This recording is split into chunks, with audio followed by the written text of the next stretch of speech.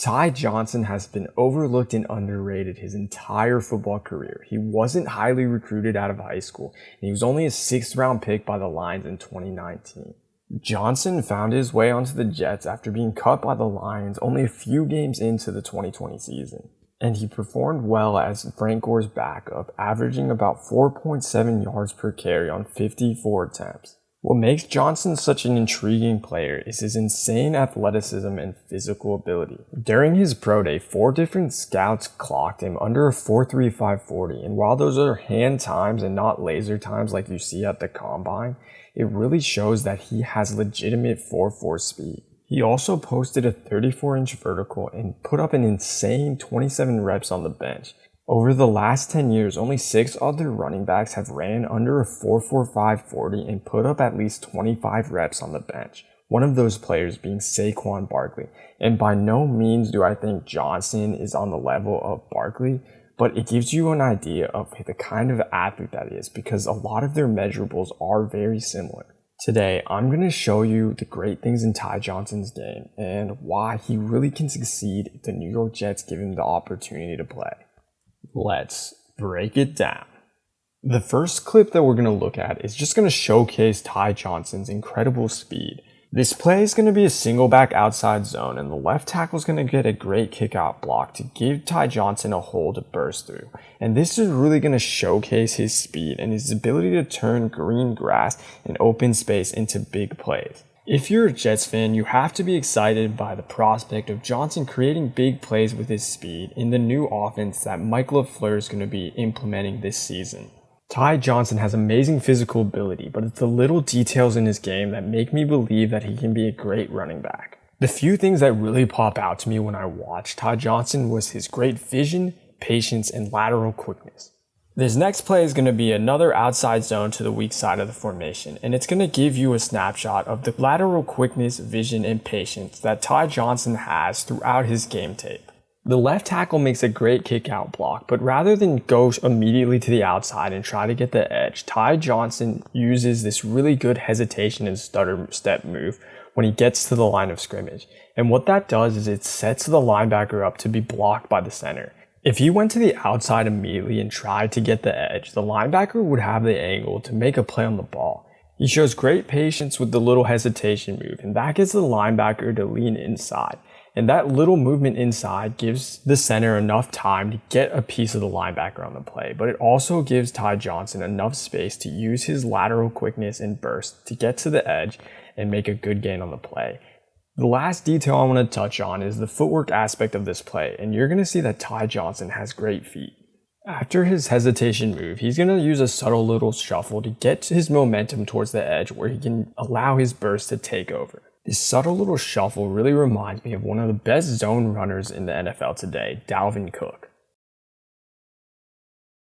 This next play is going to be another good example of how good Ty Johnson's vision is and how good his footwork is as well. The Jets are going to be running an inside zone, and you're going to see the defensive tackle get good penetration on this play.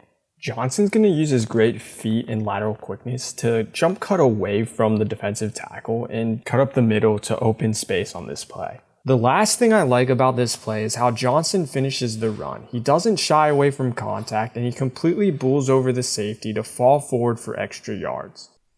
Johnson isn't a violent runner, but he shows the power and the strength to gain yards after contact. I'm going to show you the kind of strength and the balance that he has as a runner in this next play. This is going to be yet another outside zone to the weak side of the formation, and this shows you more of the vision. He does a great job cutting back on the play. But watch the balance and the strength that he has when the linebacker tries to tackle him. He sheds him like he's nothing, and then he takes on the safety and falls forward. And let's just take a second to appreciate the ball security on this play. He keeps 2 hands on the ball to make sure that he won't fumble on the end of this run. There's both positives and negatives to Ty Johnson's game as a pass catcher, and let's go over the negatives first. The one thing that really stands out is he's really limited as a route runner. Pretty much all of his catches came on swing passes, and a lot of it is due to utilization of Ty Johnson as a player and also the offensive scheme. But even on other routes that he ran, he left a little bit to be desired in selling routes and creating separation against linebackers. But this is something that I think he can really improve on quickly because he has the lateral quickness and the physical ability to really be a mismatch in the passing game. And he really just hasn't had the experience as being that third down back catching passes. The positives of getting him the ball in the passing game is his amazing speed and his ability to make plays in the open field. There aren't a lot of players in the NFL that are really going to be able to run with him, and getting him the ball in space is going to allow for big plays. In this play, you're going to see Johnson get the ball in the flat, and he's going to use his amazing speed to score a touchdown on the play. Johnson wasn't called upon to do much pass protection last year, but he shows the ability to be good at it. In this play, Johnson's going to slide over and block the blitzing linebacker from the Dolphins, and he's going to use his amazing strength on this play to pretty much stop the linebacker in his tracks and push him away from Darnold. Now that you've seen Ty Johnson's skills, we're going to look at why he could really have a breakout season this year. The Jets are going to have a new offensive scheme, and the two coaches that are really going to affect the run game are John Benton, the running game coordinator, and Mike LaFleur, the offensive coordinator. Both coaches served under Kyle Shanahan before coming over to the Jets with Robert Saleh over this offseason. To show you how the new coaching staff and the new offensive scheme could really bring out the talents of Ty Johnson, we're going to look at two running backs that are very similar to him that the 49ers used with extreme success. And those two running backs are going to be Matt Breida and Raheem Mostert.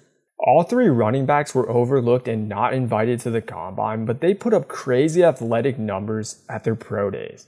And if you see on the screen, all their pro day numbers are very similar. The 49ers were able to make the most of Breida and Mostert's insane athleticism, and it's not hard to believe that the new coaching staff and new offensive scheme of the Jets can mirror the same success with Ty Johnson.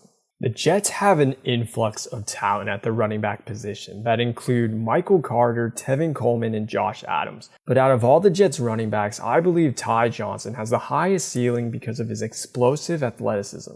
And it's also important to note that Johnson's athleticism mirrors two players that have had extreme success in the same offensive system in recent years. Thanks for watching. I hope you enjoyed the video. If you're a football nerd like me, hit that subscribe button if you want. If you can, hit that thumbs up button and comment down below any players you think that are criminally underrated in the league today. Peace.